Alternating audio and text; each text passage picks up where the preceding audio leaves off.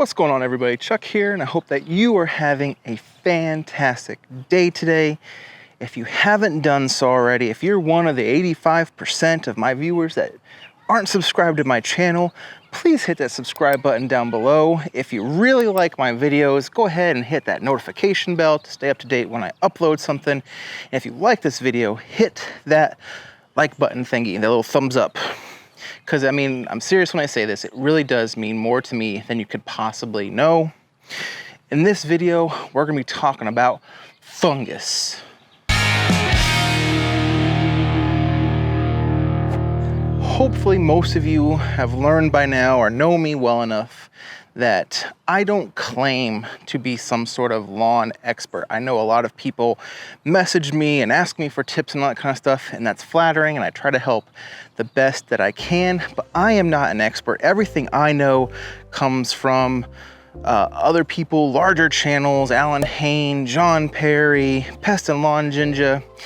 And in today's video, talking about lawn fungus, they are way more in depth, and they can give you way better tips than I could possibly give you when it comes to identifying fungus in your lawn.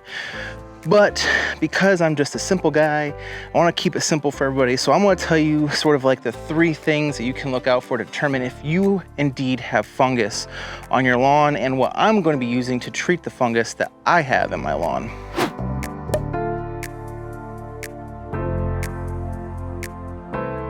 Now, first step is obviously the reason that you think you have fungus is there's some sort of discoloration in your lawn, or there's like some kind of powdery mildew or something along those lines. So that is a good first step. Obviously, not all lawn discoloration means you have fungus. I can show you a spot right here that looks like lawn fungus. You'll see it and be like, huh, I wonder what that is there. But I know exactly what that is. That's where we parked the truck. I'm gonna show you here in a second. That is where we parked the truck when we were unloading a big inflatable for my son's birthday. So we had to pull the truck back here to the gate. And so we had the truck parked and running. So it kind of cooked that grass a little bit. Dead material, you know, if you have a frost or a freeze or something like that, you have a little bit of die off, that can lead to discoloration. Or if you really dive down deep into the soil, it may look like you have discoloration, but really you could just have a big thatch layer in your lawn, and that can affect the overall color of your lawn if you have too much thatch.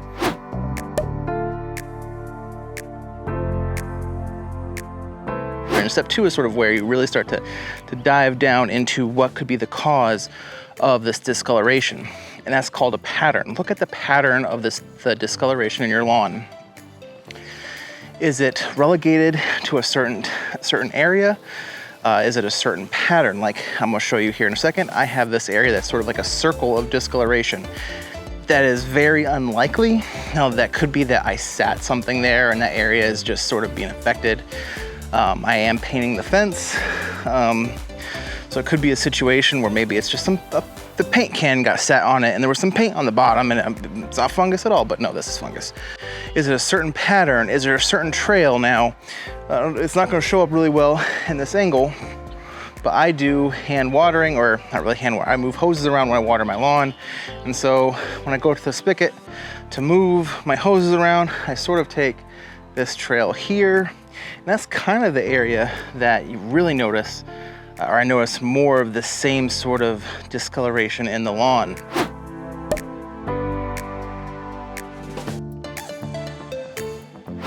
And finally, I would say go down and look at the leaf tissue and see what the leaf tissue is doing. If it is an overall sort of blah color, that piece of grass could just be dead. It may not be an actual fungus, but if you notice splotches or sort of, like I'm gonna show you here, like it's overall like a yellow color, but there's a couple of brown spots on it, you have leaf spot. And that's what I think I have here is leaf spot. Tall fescue is known. It does have some fungus issues. Modern cultivars are sort of eliminating some of the severity of those fungal issues, but leaf spot, brown patch is very common in turf type tall fescue. I don't think this is brown patch. Now granted, I didn't actually get down to this level to really look at it too closely. I just sort of eyed it from above and sort of identified it from above. But I do have some thatch, look at that. Interesting. Follow the next DIY lawn channel if you haven't already. I have a video that's gonna be coming out really soon about this thatch problem and how we can take care of it. But anyway, enough about thatch. Fungus, so upon looking at it a little bit closer, it's not brown patch. There is a texture. It is something on top of the blades, so it is a fungus. It's not just like some dead grass or something like that. It is an actual fungus. Maybe rust fungus. But if you have brown patch or leaf spot, I'll put a picture up what that sort of looks like. But this is not what that is. Just because leaf spot, it does have a look to it. Often you'll pick up a blade of grass. It'll be mostly yellow in a lot of areas, and then there'll be some brown patches, some brown spots on the grass blade. Where this, I'll try to make you see it. I don't know how well you can see that, but there's a texture on there. And yeah, not brown patch, maybe rust fungus, which if it was rust fungus, that'd actually make more sense why I'm sort of seeing it along the walkway here, because rust fungus does like attach to your shoes, or if you mow, it attaches to your mower, those kind of situations. And then it actually, that's how it sort of spreads. So that way, that's why when you do have a fungus, you should always, when you mow with a bagger. Don't mow and don't mulch. Bag your clippings to help spread, to help prevent the spread of the fungus. And then also in a situation like this where that's not brown patch, it may be the rust fungus, like I said, you may want to go ahead and wash your mower because it will still attach to the mower. And so I could have, in theory, spread this fungus all over my lawn and I don't even know it yet. So it does make sense while I'm walking this way, why I see it sort of following my walking path. So what steps am I going to take to cure this fungus?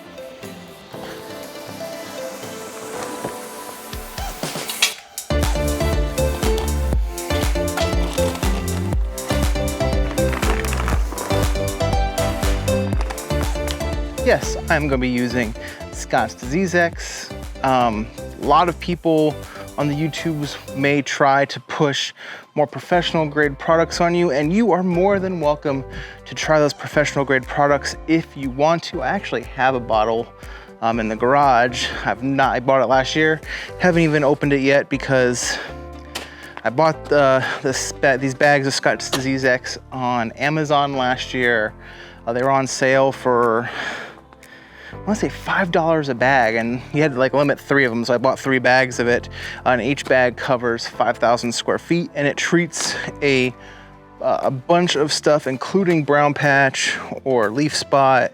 It treats leaf fungus, which I think that may be. I may have some melting out in areas that the water doesn't drain very well, and that could cause some melting out. So I may have some melting out in some of that other area. But you have spring dead spot, zoysia patch, plithium root rot, yellow patch, blah, blah, blah, blah. Treats lots of things. And there are 2 types of application methods you can use.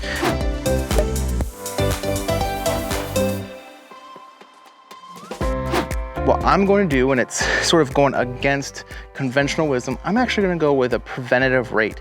Because the fungus is sort of stopped at a certain area, it's not spread throughout the lawn, I don't find the need to spread a curative rate of fertilizer over my entire yard if I don't need it.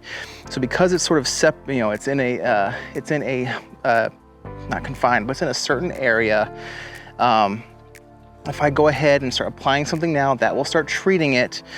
And then last year I did the same thing, and actually the preventative rate, the little areas that I had some fungus, it actually cured it. So I don't find the need to do a curative rate if I don't have to, if the preventative rate can get it done. So I'm gonna be applying this at 2 pounds per 1,000 square feet. I have 1,500 square feet here on this yard, about 600 on the side yard. I'll also do the preventative over there just because I have it out. And so 2,100 square feet. So that'd be I'm gonna round it down to, that'd be 4 pounds. So I'm gonna do 4 pounds in my easy, nope. my earth way, not the easy way.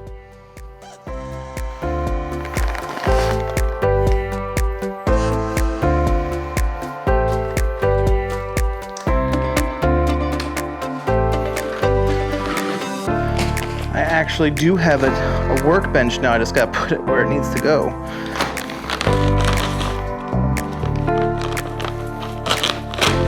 Like I said, I need 4 pounds of product. It's a very small granular, so it may not take a lot. Or I'm sorry, it will take a lot.